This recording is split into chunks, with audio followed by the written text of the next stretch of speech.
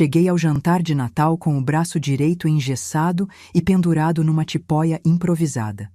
Minha cunhada Laura foi a primeira a me ver na porta e seu rosto ficou branco. Meu Deus, Beatriz, o que aconteceu com você? Respirei fundo, segurando minha bolsa com força. Logo vocês vão entender, respondi, entrando devagar. Foi quando vi meu filho Daniel na sala, ao lado da esposa dele, Camila. Ele olhou para o meu braço, deu aquele sorriso torto que eu conhecia tão bem e soltou bem alto. Minha esposa te deu uma lição, mãe. Você teve o que mereceu. O silêncio que caiu naquela sala foi ensurdecedor. Mas antes de continuar, confira se você já está inscrito no canal e escreva nos comentários. De onde você está assistindo este vídeo?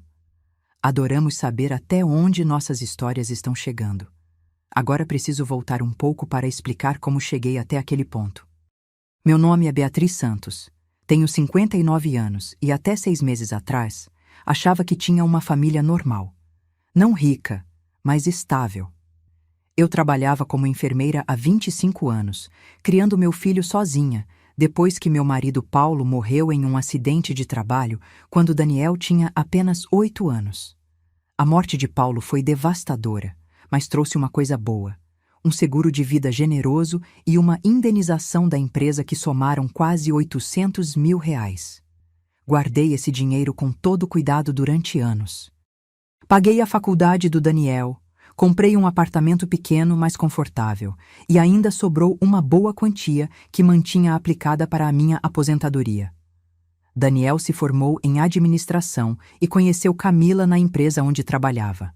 Ela era bonita, simpática e parecia gostar muito dele. Foram noivos por 1 ano e casaram em uma cerimônia linda que eu paguei quase inteira. Na época, fiquei feliz em poder proporcionar aquilo para o meu filho. Afinal, ele era tudo o que eu tinha. Os problemas começaram sutilmente, como sempre acontece. 3 meses depois do casamento, Daniel me ligou dizendo que eles estavam com dificuldades financeiras. A empresa tinha atrasado o salário dele e precisavam de dinheiro para o aluguel. Emprestei R$5 mil sem pestanejar. 1 mês depois, foi a parcela do carro. Depois, uma emergência médica da Camila. Depois, uma oportunidade de investimento que não podia esperar. Em 6 meses, eu tinha emprestado quase R$50 mil. Toda vez que eu perguntava sobre quando receberiam de volta, Daniel mudava de assunto ou dizia que estava organizando as coisas. Camila sempre sorria e me agradecia por ser uma sogra tão compreensiva. O que realmente começou a me incomodar foi a forma como eles falavam do dinheiro. Não era como se estivessem pedindo emprestado. Era como se eu devesse aquilo a eles. Afinal, você tem tanto dinheiro guardado, Camila disse uma vez. E nós estamos construindo nosso futuro. É praticamente um investimento na sua própria família. Aquilo me deixou desconfortável, mas eu engoli seco e não disse nada.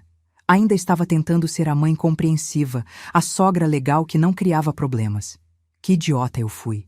A situação piorou quando eles começaram a me pressionar para morar com eles. Mãe, você mora sozinha naquele apartamento, Daniel insistia. A gente tem um quarto sobrando. Você economizaria dinheiro e poderíamos cuidar melhor de você. Cuidar de mim? Eu tinha 59 anos, trabalhava em turnos duplos no hospital e estava em perfeita forma física. Não precisava de ninguém cuidando de mim. Mas Daniel e Camila não desistiam. Fizeram toda uma campanha emocional sobre como seria bom termos mais tempo juntos, como eu não deveria viver sozinha, como eles se preocupavam comigo. Eventualmente, contra todos os meus instintos, concordei. Aluguei meu apartamento para um casal jovem e me mudei para a casa deles em março deste ano.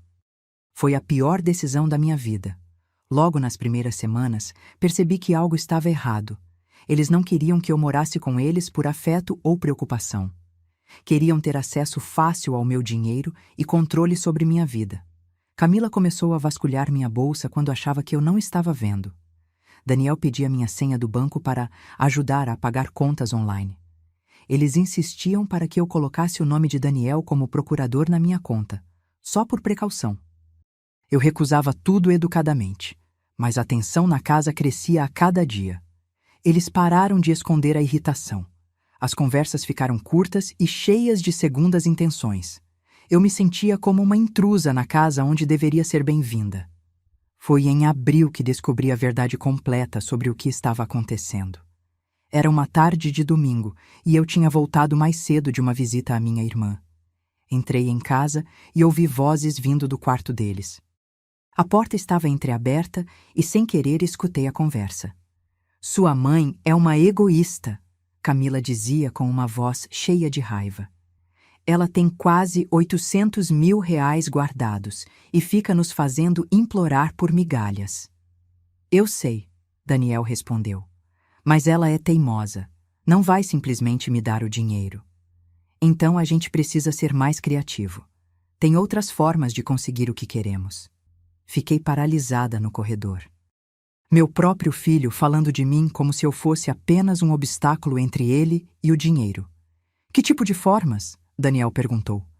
"Deixa comigo. Conheço gente que pode ajudar a gente a ter acesso legal ao dinheiro dela. Procuração, tutela, essas coisas. Mas para isso, ela precisa parecer incapaz de administrar as próprias finanças." "E como a gente faz isso?" "Existem formas de documentar comportamento errático, esquecimentos, decisões ruins. Com os documentos certos, podemos conseguir controle total sobre o dinheiro dela." Senti meu estômago embrulhar. Minha nora estava planejando me fazer parecer louca para roubar meu dinheiro. E meu filho estava concordando com tudo. Subi silenciosamente para o meu quarto e tranquei a porta. Fiquei sentada na cama por horas, processando o que tinha ouvido. A Carmen da história original agiu de forma calculada e inteligente. Eu precisava fazer o mesmo. Nas semanas seguintes, comecei a observar tudo com mais atenção. Percebi que Camila estava tirando fotos da casa bagunçada depois de ela mesma ter espalhado coisas. Vi Daniel anotando esquecimentos que eu supostamente tinha, mas que eram completamente inventados. Eles estavam construindo um caso contra mim, e eu precisava me proteger. A primeira coisa que fiz foi ir até o banco em um dia de folga, sem avisar ninguém. Marquei uma reunião com a gerente, Márcia, que me conhecia há anos. "Márcia, preciso da sua ajuda com algo delicado", comecei. Contei a ela o que tinha ouvido e minhas suspeitas. Márcia ficou visivelmente preocupada. "Beatriz, isso é muito sério. Vamos revisar todas as suas movimentações financeiras dos últimos meses." O que descobrimos me deixou furiosa. Além dos empréstimos que eu sabia, havia pequenos saques regulares que eu não reconhecia. Daniel tinha minha senha antiga, aquela que eu usava há anos e nunca tinha mudado. Ele estava tirando 200, 300 reais toda semana. Somando tudo, Márcia calculou, foram quase 15 mil reais em saques não autorizados nos últimos 6 meses. 15 mil reais roubados diretamente da minha conta. Somados aos empréstimos não pagos, Daniel e Camila já tinham me tirado mais de 65 mil reais. "O que você quer fazer?" Márcia perguntou. "Quero mudar todas as minhas senhas, cancelar qualquer acesso que eles possam ter e abrir uma nova conta em outro banco. E quero fazer isso agora, antes que eles percebam." Márcia concordou, e passamos as próximas 2 horas organizando tudo. Transferi quase todo o meu dinheiro para a nova conta, deixando apenas o suficiente para as contas mensais na antiga. Se Daniel verificasse, pareceria que eu simplesmente tinha gastado o dinheiro. Quando voltei para casa naquela tarde, me senti um pouco mais no controle da situação. Mas também sabia que isso era apenas o começo.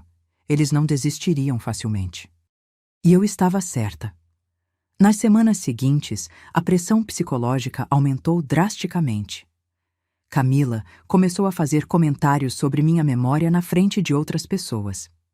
"Beatriz, você já me perguntou isso 3 vezes hoje", ela dizia alto quando tínhamos visitas, mesmo que fosse mentira. Daniel começou a sugerir que eu deveria parar de trabalhar. "Mãe, você está ficando muito estressada. Talvez seja a hora de se aposentar e deixar a gente cuidar de você." Eu tinha 59 anos e estava no auge da minha capacidade profissional. A ideia de me aposentar era ridícula, mas eles insistiam constantemente. Comecei a notar outras coisas estranhas. Minhas coisas sumiam e apareciam em lugares que eu não tinha deixado. Meus remédios para a pressão pareciam estar sumindo mais rápido que o normal. Uma vez encontrei meu celular dentro da geladeira e tenho certeza absoluta que não fui eu quem colocou ali. Eles estavam tentando me fazer duvidar da minha própria sanidade.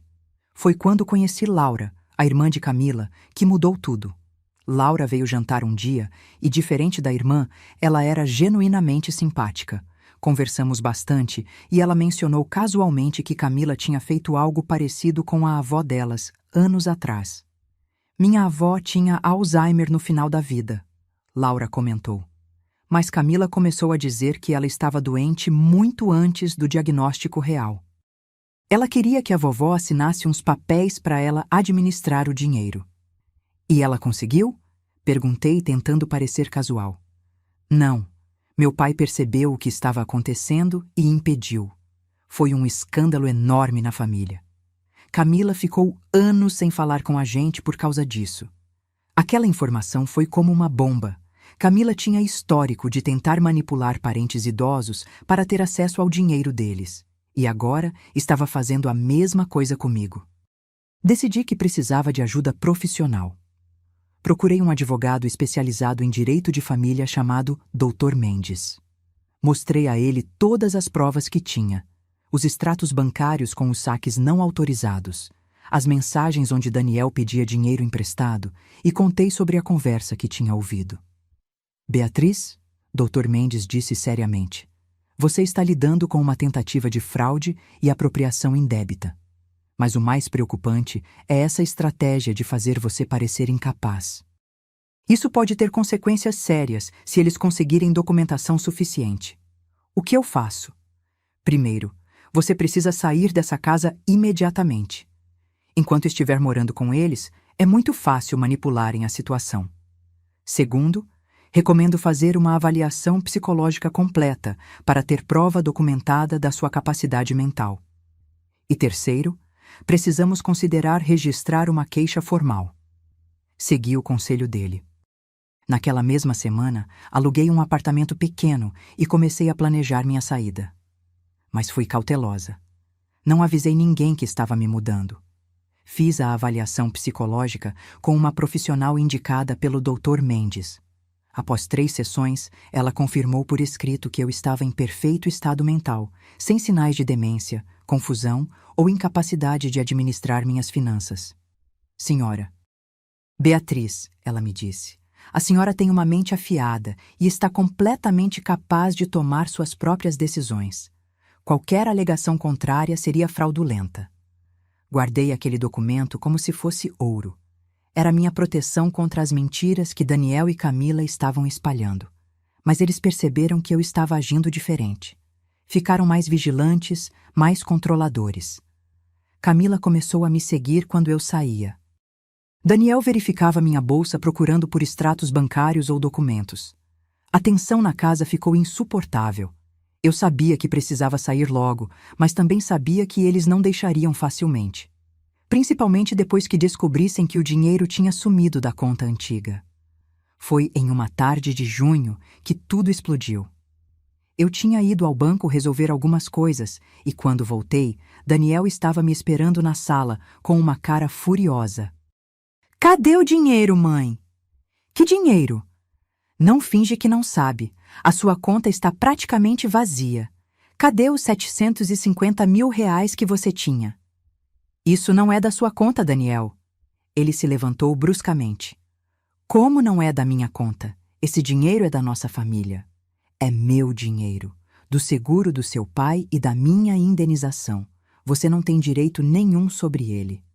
Foi quando Camila apareceu na porta, com aquela cara de falsa preocupação que eu já conhecia tão bem. Beatriz, estamos preocupados com você. Você tem tomado decisões muito estranhas ultimamente. Será que não está na hora de deixar o Daniel te ajudar a administrar essas coisas? Eu administro perfeitamente minhas finanças, Camila. E, aliás, quando vocês vão me devolver os 65 mil reais que pegaram? O silêncio que se seguiu foi revelador. Daniel ficou pálido. Eu não sei do que você está falando. Não sabe? Então talvez precise refrescar sua memória.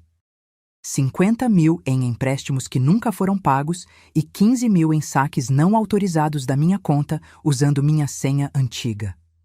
Camila tentou rir. Beatriz, você está confusa. Não houve saques não autorizados.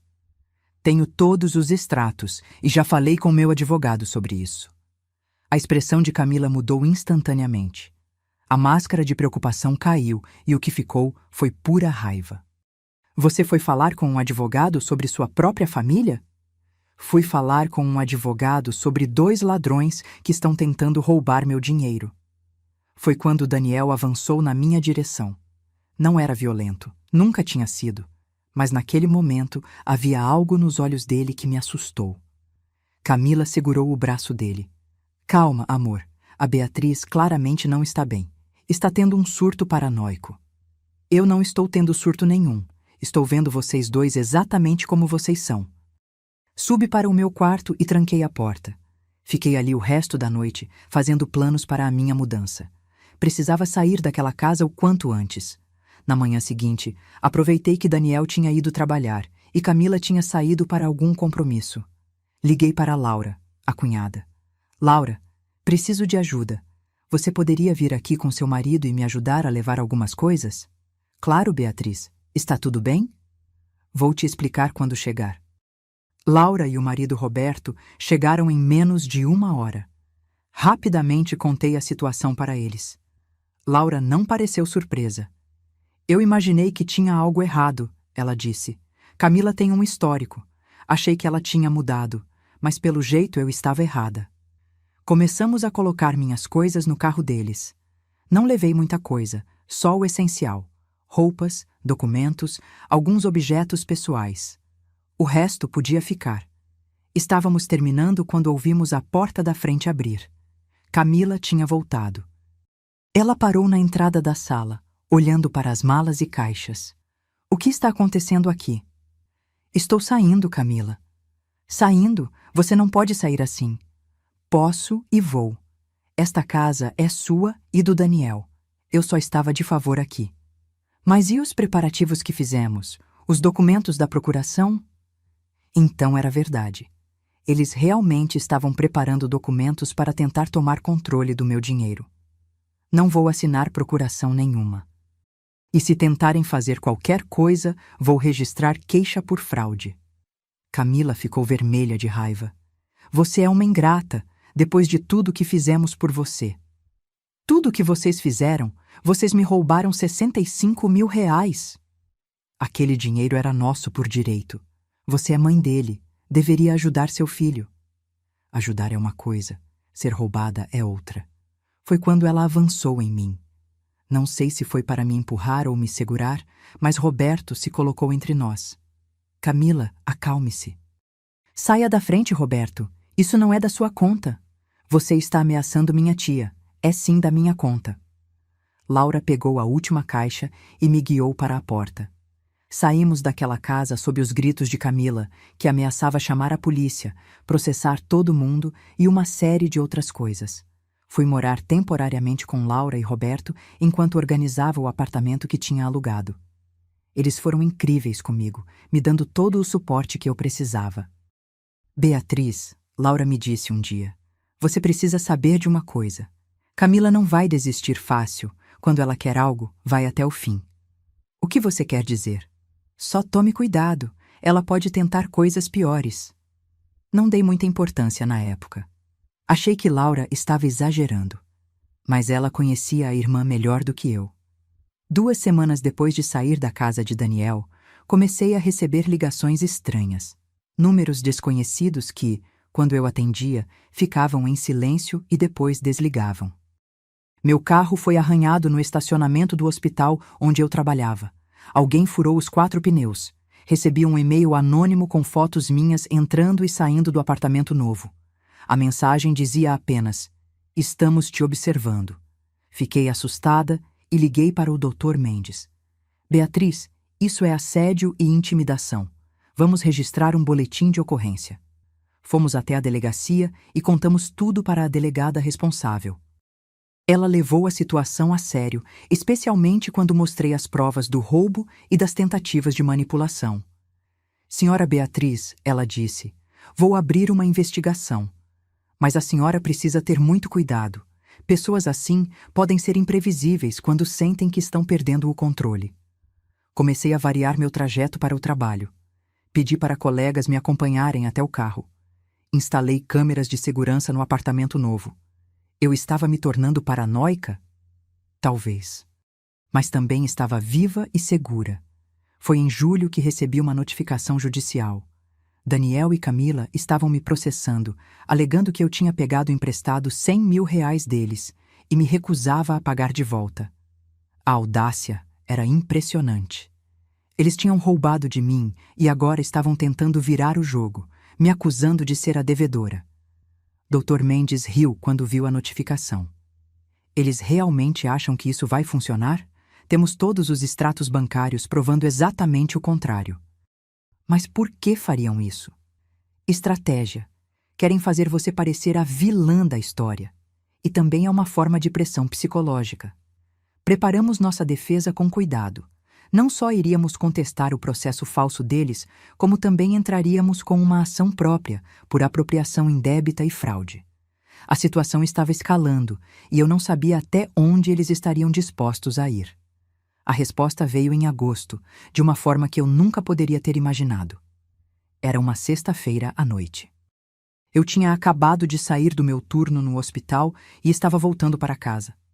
Parei no supermercado para comprar algumas coisas.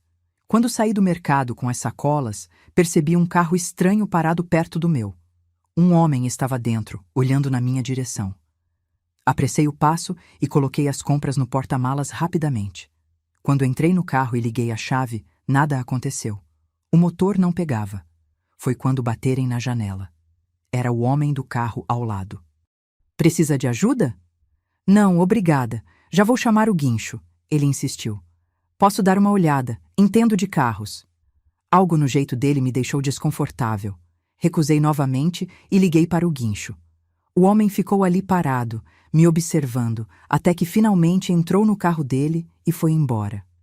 Quando o mecânico chegou e verificou meu carro, descobriu algo perturbador. Senhora, alguém mexeu no seu motor. Desconectaram alguns cabos de propósito. Senti o sangue gelar. Não foi um problema mecânico, foi sabotagem. Liguei imediatamente para a delegada que estava cuidando do meu caso. Beatriz, isso é muito sério. Vou mandar uma equipe para recolher as imagens de segurança do estacionamento do supermercado. As imagens mostraram Camila entrando no estacionamento 20 minutos antes de mim e se aproximando do meu carro. Ela ficou ali por alguns minutos e depois saiu. Temos prova suficiente para prendê-la por vandalismo e tentativa de constrangimento ilegal, a delegada me disse. Mas eu sabia que isso não era suficiente. Eles queriam mais do que me assustar. Queriam me destruir. A prisão de Camila durou apenas algumas horas. Daniel pagou a fiança e ela foi solta com a obrigação de ficar longe de mim. Mas a ordem judicial não adiantou nada. Os incidentes continuaram. Alguém jogou tinta vermelha na porta do meu apartamento. Recebi encomendas que eu não tinha pedido. Cartas anônimas com ameaças começaram a chegar. Você vai se arrepender de ter mexido com a gente. Velha estúpida, você devia ter morrido junto com seu marido. Vamos pegar o que é nosso, de um jeito ou de outro. Dr. Mendes conseguiu uma ordem de restrição mais rígida. Daniel e Camila não podiam chegar perto de mim, do meu trabalho ou da minha casa, mas ordens judiciais só funcionam com pessoas que respeitam a lei. Foi Laura quem me contou o que estava acontecendo nos bastidores. Ela tinha ido confrontar a irmã depois da prisão. Beatriz, Camila está obcecada com você. Ela não fala de outra coisa. Diz que você destruiu a vida dela, que tirou o futuro que ela tinha planejado. Que futuro? O futuro de roubar meu dinheiro?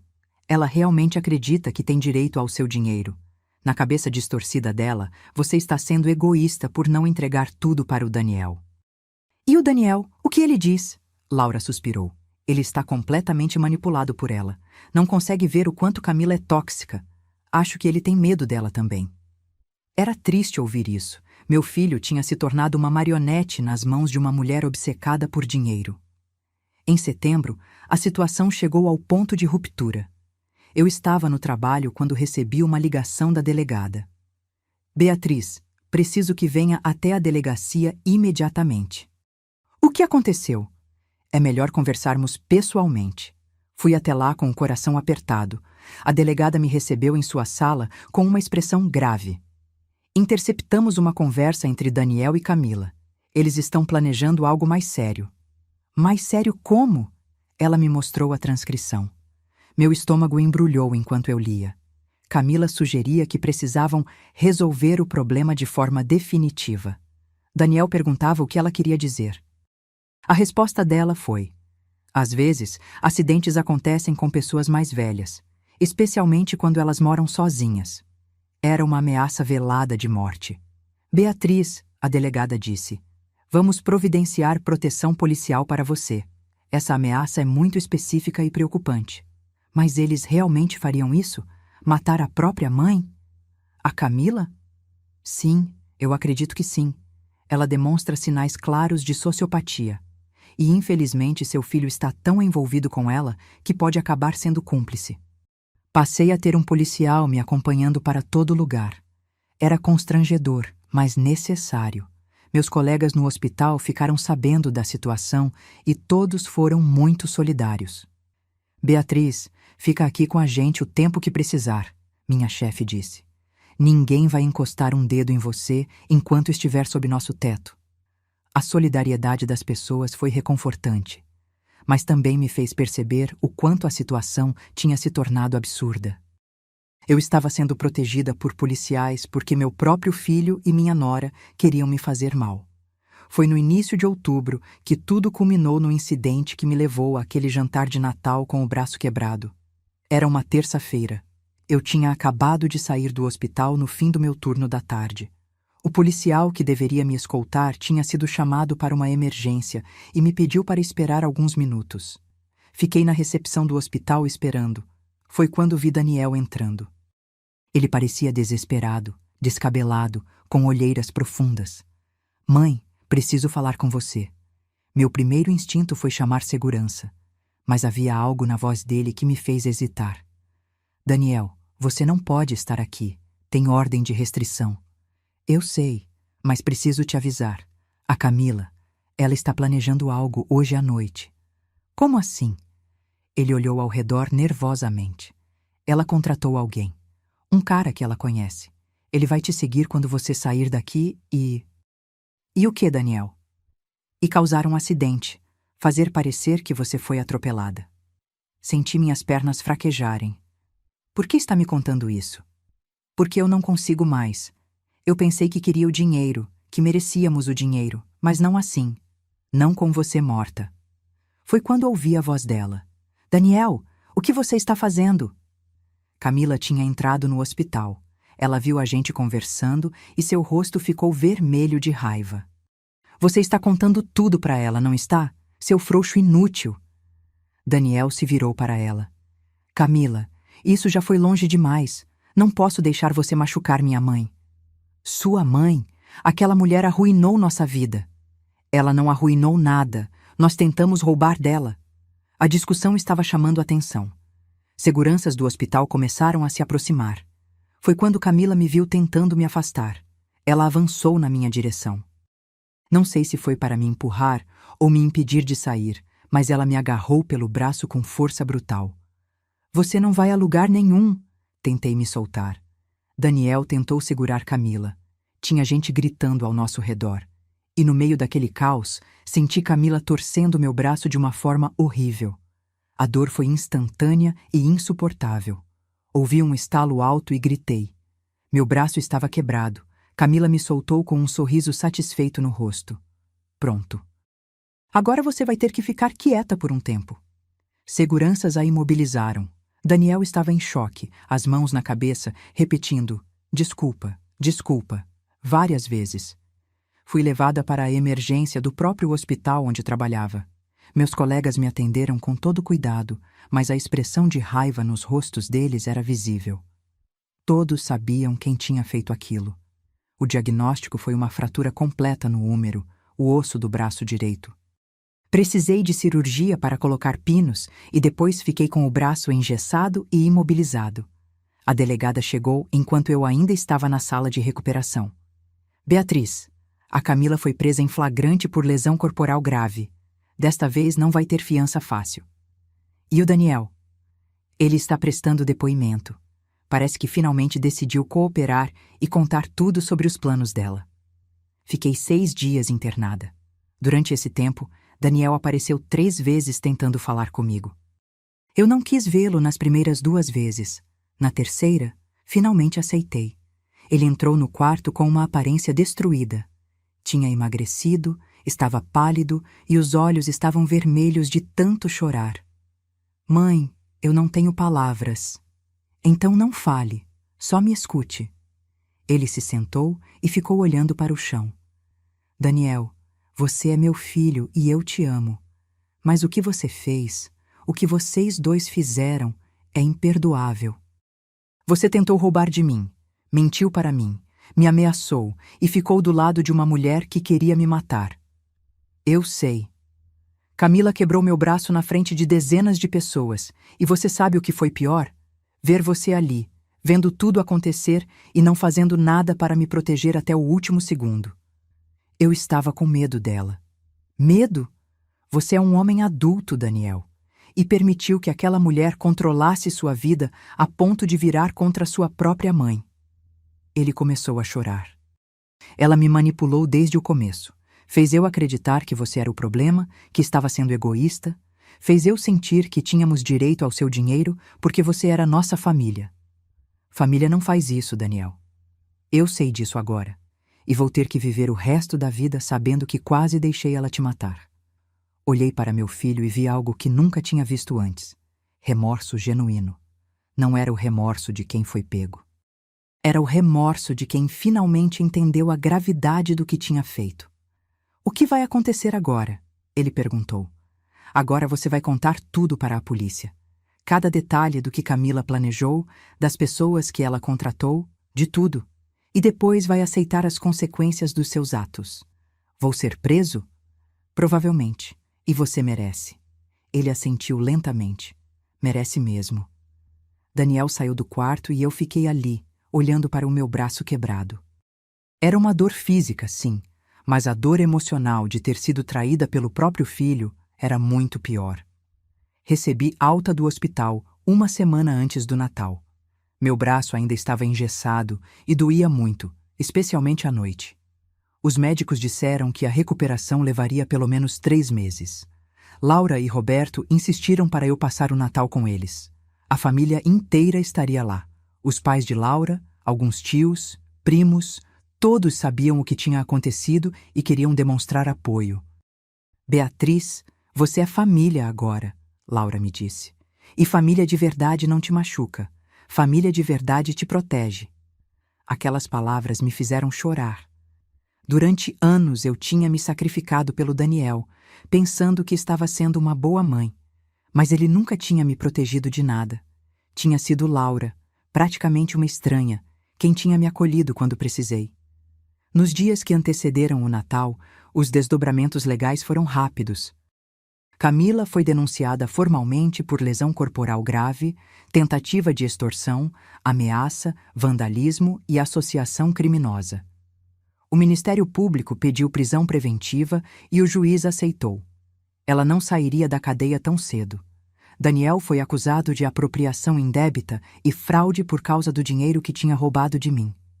Como ele estava cooperando totalmente com as investigações, seu advogado conseguiu um acordo. Ele pagaria de volta todo o dinheiro roubado, faria serviços comunitários e ficaria em liberdade condicional.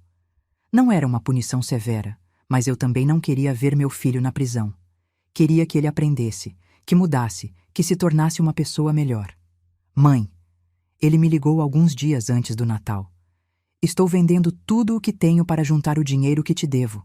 O carro, os eletrônicos, tudo. Já consegui quase 40 mil reais. E os outros 25 mil? Vou parcelar com o salário.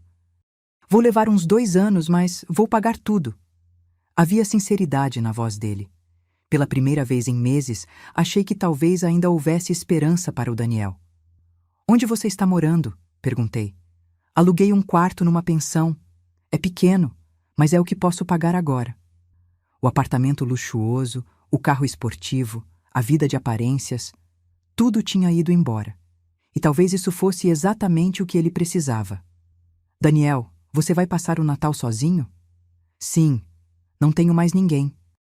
A parte de mim sentiu pena, mas a parte mais forte, a parte que tinha aprendido a se proteger, sabia que ele precisava enfrentar as consequências das escolhas dele. Talvez no próximo ano as coisas sejam diferentes. Foi tudo o que consegui dizer. Chegou o dia do Natal. Laura tinha preparado uma ceia linda. A casa estava decorada com luzes, tinha uma árvore enorme na sala e o cheiro de comida deliciosa vinha da cozinha. Eu cheguei com meu braço engessado, usando uma roupa simples que Laura tinha me ajudado a vestir. Estava nervosa. Não sabia como seria estar em uma reunião de família depois de tudo o que tinha acontecido com a minha própria família. Mas fui recebida com abraços calorosos. Todos me trataram com um carinho genuíno que me fez perceber o quanto tinha faltado isso na minha vida recentemente.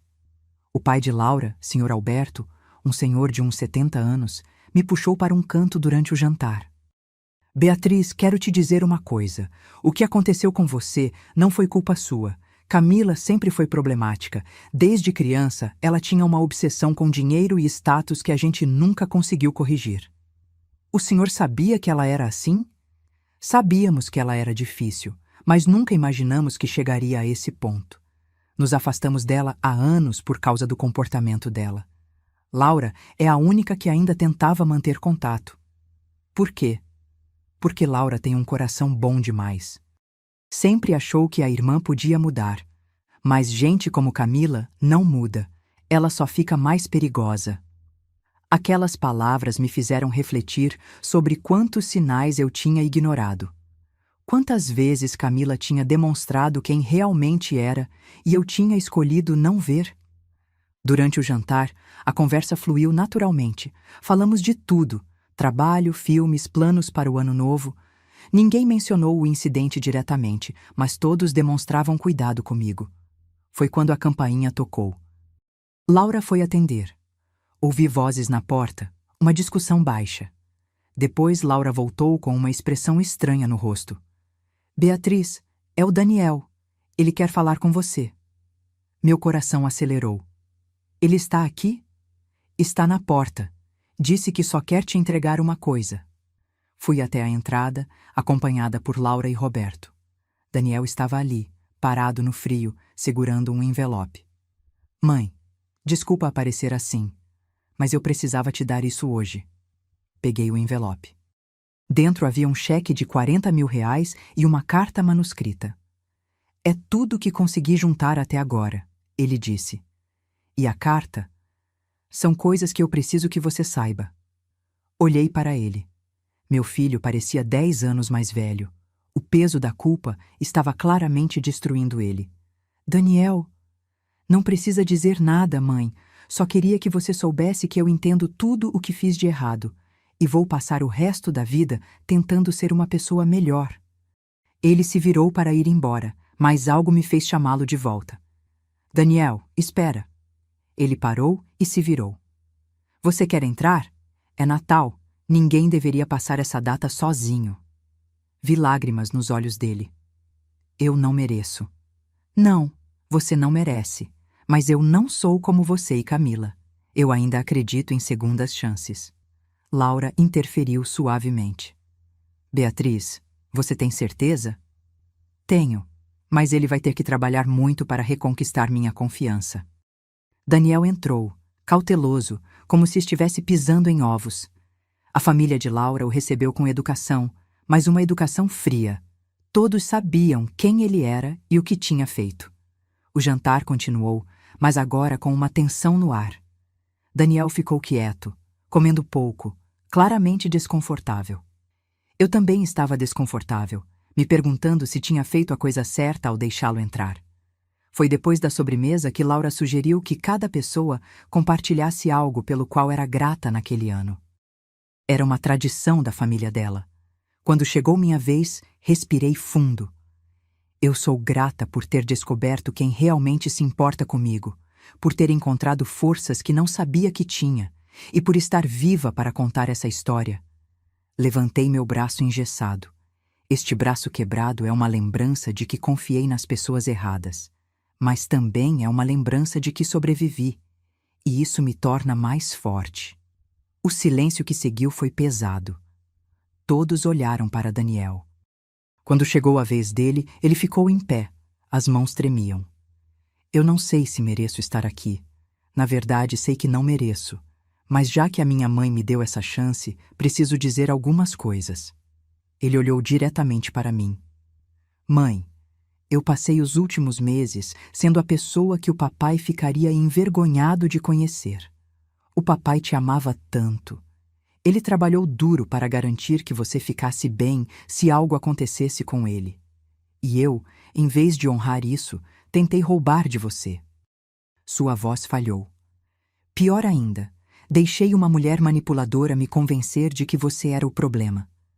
Camila me fez acreditar que merecíamos seu dinheiro, que você estava sendo egoísta. Mas a verdade é que eu estava sendo ganancioso, preguiçoso e cruel. Lágrimas corriam pelo rosto dele agora.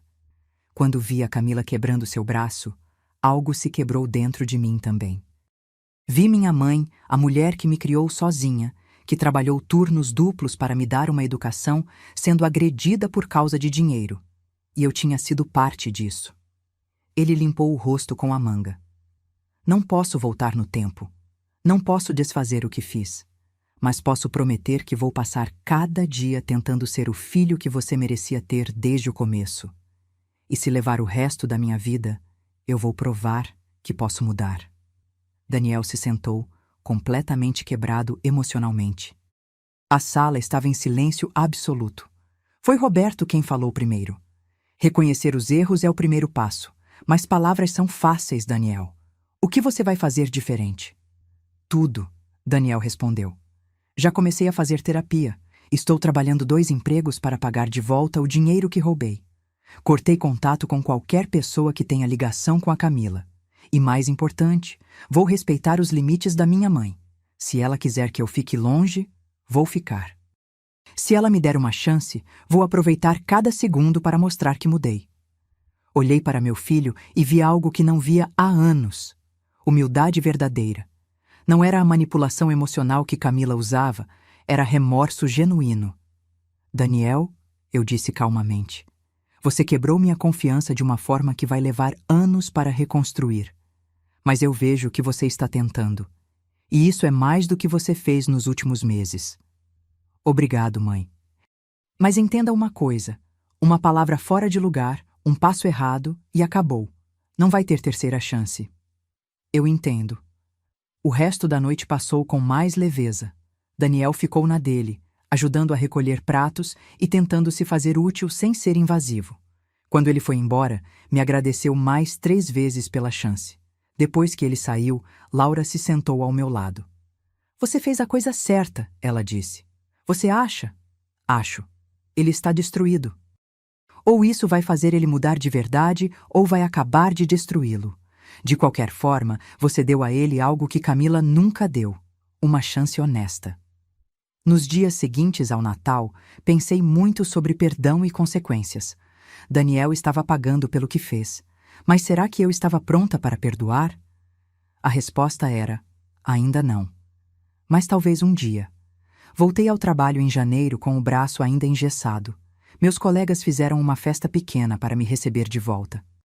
Tinha balões, bolo e até um banner escrito Bem-vinda de volta, guerreira Beatriz. Vocês são demais, eu disse emocionada. A gente cuida dos nossos, minha chefe respondeu. Nos meses seguintes, minha vida começou a se reorganizar. O processo contra Camila avançava rapidamente. Ela foi condenada a 6 anos de prisão por lesão corporal grave, mais outros 3 por tentativa de extorsão e associação criminosa. 9 anos no total.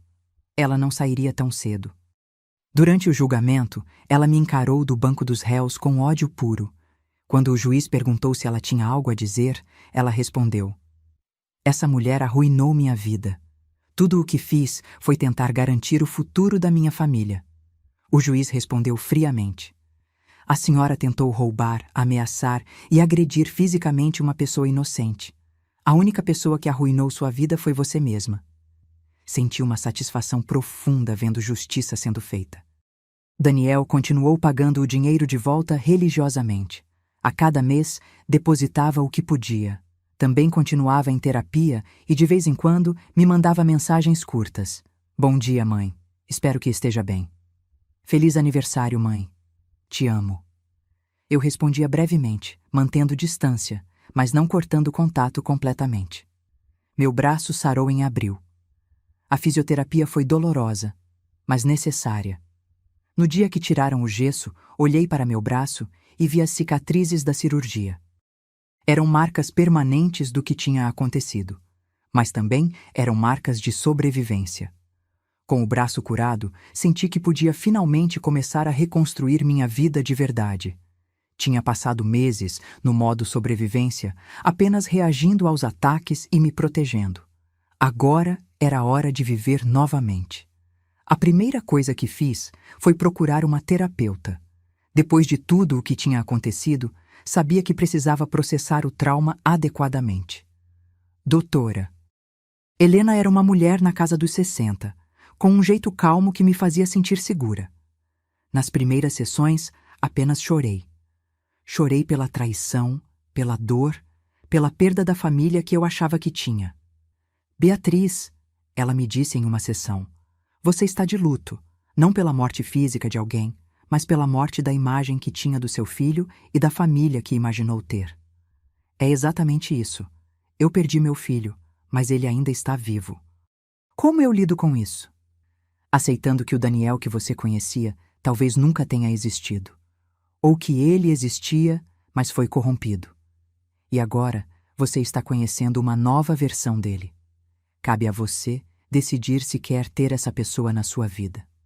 Aquelas sessões me ajudaram a entender que eu não era culpada. Mães são condicionadas a se culpar por tudo que os filhos fazem de errado. Mas Daniel era um adulto. As escolhas dele eram dele, não minhas. Em maio, decidi fazer algo que vinha adiando: visitar o túmulo do Paulo. Não ia lá desde antes de toda essa confusão começar. Levei flores e fiquei ali, em silêncio, por um longo tempo. Paulo, finalmente falei. Eu estraguei tudo com o Daniel. Não sei o que fiz de errado. Tentei ser uma boa mãe, mas ele se perdeu mesmo assim. O vento balançou as árvores ao redor. Parecia quase uma resposta. Mas estou lutando, amor. Estou me protegendo. E vou ficar bem, com ou sem ele. Saí do cemitério me sentindo mais leve. Paulo teria ficado orgulhoso de como eu tinha enfrentado tudo. Foi em junho que recebi uma ligação inesperada. Era a assistente social da prisão onde Camila estava. Senhora Beatriz, a senhora Camila Ferreira pediu para conversar com a senhora. Conversar? Por quê? Ela não disse, mas é direito dela solicitar e direito seu recusar. Meu primeiro instinto foi recusar. Não queria ver aquela mulher nunca mais na vida, mas a curiosidade falou mais alto. Vou pensar sobre isso. Consultei a doutora Helena sobre a visita. Você se sente segura para fazer isso? Ela perguntou. Ela está atrás das grades. Fisicamente, sim, estou segura. E emocionalmente? Pensei sobre isso. Acho que sim. Na verdade, talvez seja bom para eu ter um fechamento. Decidi ir. Marquei a visita para uma semana depois. Quando cheguei na prisão, fui revista e levada para uma sala de visitas com mesas separadas por divisórias de vidro. Esperei alguns minutos até Camila entrar. Ela estava diferente. O cabelo estava preso de qualquer jeito, sem maquiagem, usando o uniforme laranja da prisão. Mas o que mais chamou a atenção foi a expressão dela. Não era mais aquela arrogância que eu conhecia. Era algo próximo de derrota. Pegamos os telefones de cada lado do vidro. Beatriz, ela começou. Obrigada por vir. O que você quer, Camila? Eu queria pedir desculpas. Não consegui segurar a risada amarga. Desculpas? Você quer se desculpar? Eu sei que não tenho direito. Sei que não muda nada. Mas esses meses aqui me fizeram pensar muito. Sobre o quê? Sobre como eu cheguei a esse ponto.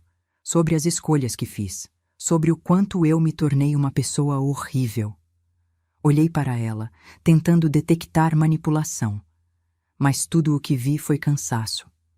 Camila, você quebrou meu braço. Você planejou me matar, me roubou, me ameaçou. Por quê? Porque eu estava obcecada com a ideia de ter uma vida que não podia pagar. Cresci pobre, sabe? Muito pobre. E jurei que nunca seria pobre de novo. Muita gente é pobre, Camila. Isso não justifica virar criminosa. Eu sei. Não estou tentando justificar. Só estou explicando. Quando conheci o Daniel e soube da herança sua, vi uma oportunidade. E me convenci de que tinha direito àquele dinheiro.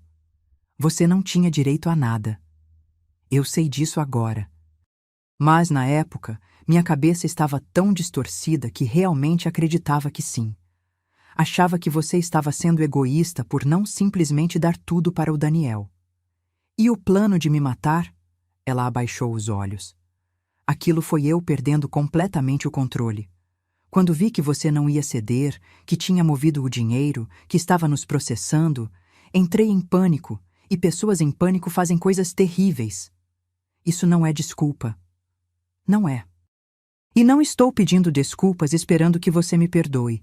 Sei que o que fiz é imperdoável. Só queria que você soubesse que reconheço o quão errado foi. Ficamos em silêncio por um momento.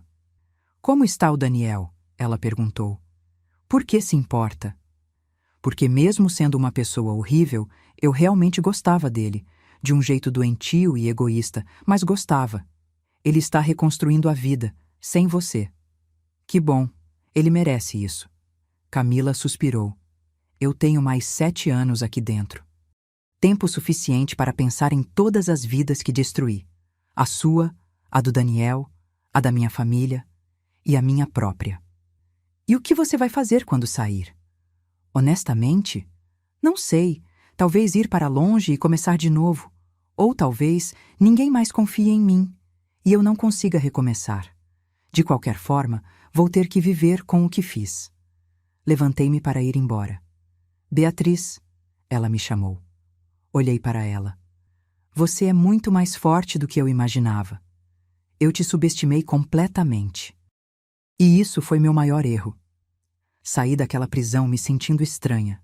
Não sentia pena de Camila. Ela tinha cavado a própria cova, mas sentia uma espécie de fechamento. Os meses passaram e minha vida foi ganhando uma nova normalidade. Continuei trabalhando no hospital, fiz novas amizades, viajei para lugares que sempre quis conhecer. Estava finalmente vivendo para mim. Daniel continuava mantendo distância respeitosa. Pagava o dinheiro religiosamente e mandava mensagens ocasionais, mas não pressionava por mais contato do que eu estava disposta a dar. Foi em setembro, quase um ano depois do incidente, que ele me ligou com um pedido diferente. Mãe, eu sei que não tenho direito de pedir nada, mas há algo que eu gostaria de fazer, se você permitir. O que é? Queria te levar para jantar, não para pedir nada ou tentar me redimir, apenas para passar tempo com você, como filho e mãe, sem toda essa bagagem. Pensei sobre isso. Doutora Helena tinha me dito que reconstruir confiança exigia pequenos passos. Talvez esse fosse um pequeno passo. Tudo bem, mas em um lugar público e por não mais de 2 horas. Claro, o que você quiser. Nos encontramos em um restaurante no centro da cidade. Daniel chegou antes de mim e já estava sentado quando entrei. Ele se levantou imediatamente. Mãe, obrigado por vir.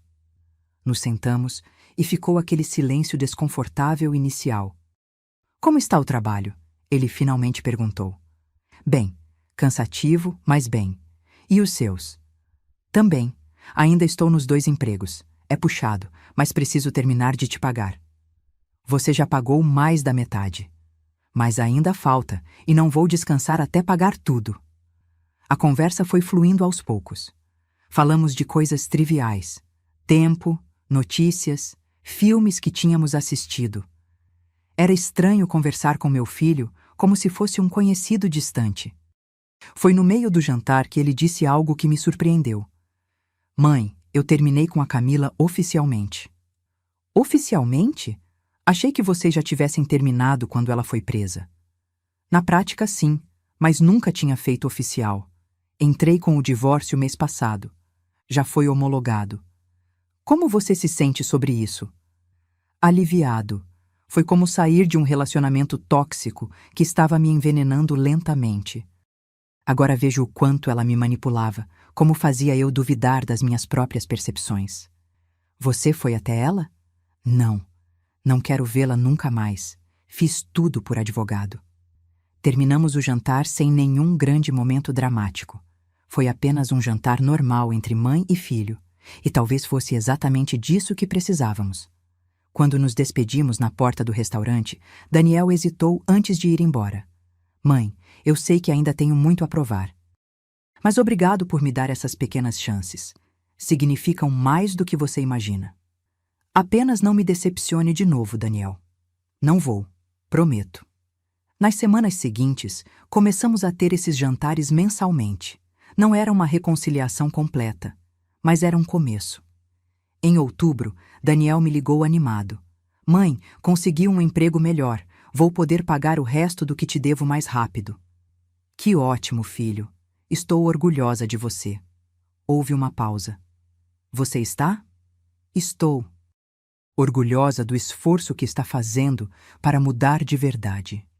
Ouvi a voz dele falhar. Obrigado, mãe. Isso significa tudo para mim. Foi em novembro que ele pagou o último centavo que me devia. R$ 65 mil, pagos ao longo de quase 1 ano e meio. Pronto, ele disse quando fez a última transferência.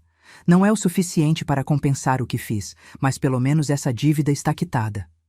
Daniel, o dinheiro era importante, mas mais importante é ver que você realmente mudou. Esse é o verdadeiro pagamento. Laura organizou um pequeno jantar para comemorar meu aniversário de 50 anos. Foi simples, com apenas pessoas próximas. E pela primeira vez em anos, me senti genuinamente feliz e cercada de gente que me amava de verdade. Daniel apareceu com um presente pequeno, um porta-retratos com uma foto nossa de quando ele era criança. Para te lembrar de tempos mais felizes, ele disse, e para me lembrar de quem eu preciso voltar a ser. Olhei para a foto. Era do aniversário de 8 anos dele, pouco antes do pai morrer. Estávamos sorrindo, abraçados, sem ideia dos desafios que viriam. Obrigada, filho. Naquela noite, depois que todos foram embora, sentei na varanda do meu apartamento olhando para aquela foto. Tinha sido 1 ano e meio de inferno, mas eu tinha sobrevivido. Tinha enfrentado a traição do próprio filho, a violência de uma nora psicopata, ameaças de morte e um braço quebrado. E mesmo assim, estava ali, mais forte do que nunca. Agora, se você gostou dessa história, clica em se inscrever e me diz nos comentários qual parte te deixou de queixo caído. Ah, e não esqueça de se tornar membro para ter acesso a vídeos exclusivos que não posto aqui. Te espero lá. Dezembro chegou novamente, completando 1 ano desde aquele Natal marcante onde cheguei com o braço quebrado. E desta vez, as coisas eram muito diferentes. Laura organizou uma ceia de Natal ainda maior. A casa dela estava cheia de gente, música, comida deliciosa. E no meio de tudo aquilo, eu me sentia em paz. Daniel estava lá também, mas agora como alguém que tinha conquistado seu espaço de volta lentamente. Não era mais o filho que me traiu. Era alguém novo, alguém que estava tentando ser melhor. Durante o jantar, o pai de Laura levantou um brinde. Quero fazer um brinde a Beatriz, uma mulher que nos ensinou que força não vem de músculos, mas de caráter. Que sobreviver não é apenas continuar vivo, mas escolher viver bem, apesar de tudo. Todos brindaram. Senti lágrimas nos olhos, mas eram lágrimas boas. Depois do jantar, Daniel me puxou para um canto. Mãe, tem uma coisa que eu nunca te contei sobre aquele dia no hospital. Que dia? O dia que a Camila quebrou seu braço. Quando vi ela fazendo aquilo, Algo dentro de mim acordou. Foi como se eu finalmente enxergasse com claridade pela primeira vez em anos. O que você viu? Vi minha mãe sendo atacada por causa da ganância que eu tinha alimentado. Vi a mulher que trabalhou a vida inteira para me dar tudo sendo agredida por dinheiro. E percebi que eu tinha me tornado exatamente o tipo de pessoa que o papai odiaria. Ele respirou fundo. Naquela noite, depois que você foi internada, fui para casa e li todas as cartas que o papai tinha escrito para você antes de morrer. Você guardava numa caixa no armário. Lembra? Lembro. Numa delas, ele escrevia sobre mim. Dizia que esperava que eu crescesse para ser um homem de caráter, que protegesse você quando ele não estivesse mais aqui. E eu tinha feito exatamente o oposto. Tinha me aliado a alguém que queria te destruir. As lágrimas escorriam pelo rosto dele agora. Foi naquele momento que decidi que, mesmo que você nunca me perdoasse, eu ia passar o resto da vida tentando ser o homem que o papai esperava que eu fosse. Segurei a mão dele. Daniel, você errou. Errou muito. Mas também teve a coragem de reconhecer e mudar. Isso conta. Você me perdoa, mãe? Pensei cuidadosamente antes de responder. Perdão não é algo que acontece de uma vez só. É um processo. Mas posso dizer que estou no caminho e que estou orgulhosa da pessoa que você está se tornando. Ele me abraçou. E dessa vez não senti medo ou desconfiança. Senti apenas um filho abraçando sua mãe. Quando voltamos para a sala, Laura tinha colocado uma música suave e as pessoas conversavam em grupos pequenos. Me sentei no sofá, observando tudo aquilo, e percebi algo importante. Eu tinha perdido a família que achava que tinha, mas tinha ganhado uma família escolhida. Laura e Roberto, que me acolheram quando precisei. Os colegas do hospital, que me protegeram. Doutora Helena, que me ajudou a processar tudo. E até mesmo Daniel, que estava lutando para merecer uma segunda chance. Família não é só sangue. Família é escolha, lealdade, respeito. No final da noite, quando todos estavam indo embora, Roberto me puxou para um abraço. Beatriz, você é a pessoa mais corajosa que conheço. Eu só fiz o que tinha que fazer. Não, você fez muito mais. Você se defendeu, lutou pelos seus direitos e ainda assim conseguiu manter compaixão. Isso é raro. Aquelas palavras ficaram comigo. Nos meses seguintes, minha vida continuou se estabilizando. Voltei a pintar, um hobby que tinha abandonado há anos. Comecei a fazer aulas de dança. Viajei para a praia e passei uma semana inteira sem pensar em nada além de descanso. Daniel e eu nos encontrávamos regularmente agora. Não era a relação que tínhamos antes. Aquela inocência tinha se perdido para sempre. Mas era algo novo, algo construído em bases mais honestas. Ele conheceu uma mulher nova, Amanda, que trabalhava no mesmo escritório que ele. Era diferente de Camila em todos os sentidos. Simples, honesta, trabalhadora. Mãe, queria que você conhecesse ela, Daniel me disse um dia. Tem certeza? Não é cedo demais? Amanda sabe de tudo. Contei toda a história para ela. Ela disse que todos merecem uma segunda chance se realmente estiverem tentando mudar. Conheci a Amanda num almoço casual. Ela era tímida, mas genuína. Não tinha aquele ar calculista da Camila. E o mais importante, ela trabalhava e sustentava a própria vida. Senhora Beatriz, ela me disse, o Daniel me contou tudo sobre o que aconteceu. Só quero que saiba que respeito completamente os limites que a senhora estabelecer. Obrigada, Amanda, e pode me chamar apenas de Beatriz. Ver meu filho com alguém decente me deu esperança de que ele realmente tinha mudado. Foi em março, 2 anos depois do incidente, que recebi uma carta da prisão. Era de Camila. Beatriz, sei que você não tem obrigação de ler isso, mas queria te contar que vou ser liberada mais cedo por bom comportamento. Ainda vou ficar mais 2 anos aqui, mas depois vou sair. Não se preocupe, não vou procurar você, o Daniel ou qualquer pessoa da família. Vou para outro estado, começar de novo longe de tudo.